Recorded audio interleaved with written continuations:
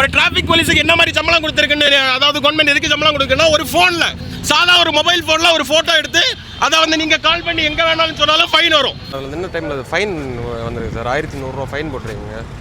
நீங்கள் வண்டி எடுக்க சொன்னீங்க, அப்போ அதில் பஸ் வந்ததுன்னு நான் இல்லை சார், நான் வண்டி பார்த்துட்டே இருக்காங்க. நீங்கள் இல்லை சார், அதாவது நான் பில்லு நீங்கள் தரல சார். நீங்கள் அதாவது எனக்கு பில்லும் தரல.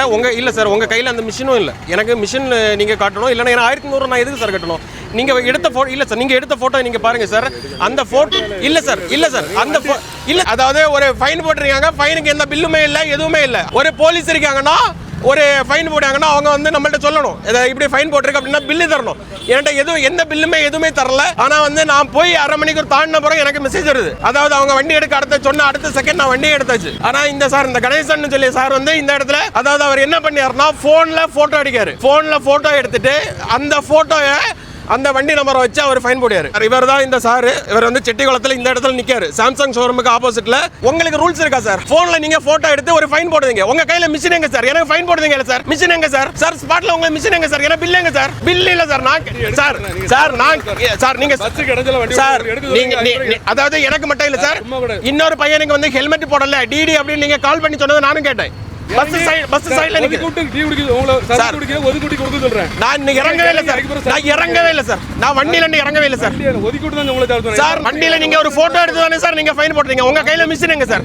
உங்க கையில மிஷின் இல்ல சார். உங்க கையில மிஷின் எங்க சார்? இன்னைக்கு ஸ்பாட்ல ஃபைன் போட்டிருக்காரு. அந்த ஃபைனுக்கு எங்க பில் அந்த மாதிரி கேட்கும்போது அவர் என்ன சொல்லியாருன்னா, ஸ்டேஷன்ல போய் பாத்துக்கலாம் அப்படின்னு.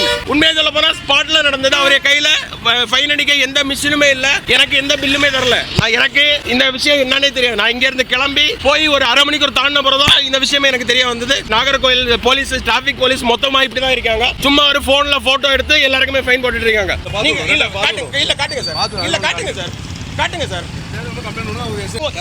சார் இப்போ என்னன்னா, சரி ஓகே எல்லாம் இருக்கட்டும் சார். உங்களுக்கு கையில மிஷின் எங்க சார்? எனக்கு ஃபைன் போட உங்க கையில மிஷின் எங்க சார்? என்ன பில் எங்க சார்? ஸ்பாட்ல தானே ஃபைன் போட்டீங்க, என்ன பில் எங்க சார்?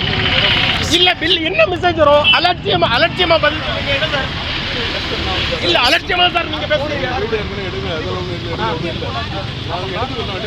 நான் மாத்திரம் சார் இண்டிகேட்டர் போட்டேன். நான் இண்டிகேட்டர் போட்டு அடுத்த செகண்ட் பஸ் வந்தா சார். கையில மிஷின் இல்லாம எப்படி சார் என்ன ஃபைன் போடுவீங்க? இவர் தான் கணேசன் இந்த சார்.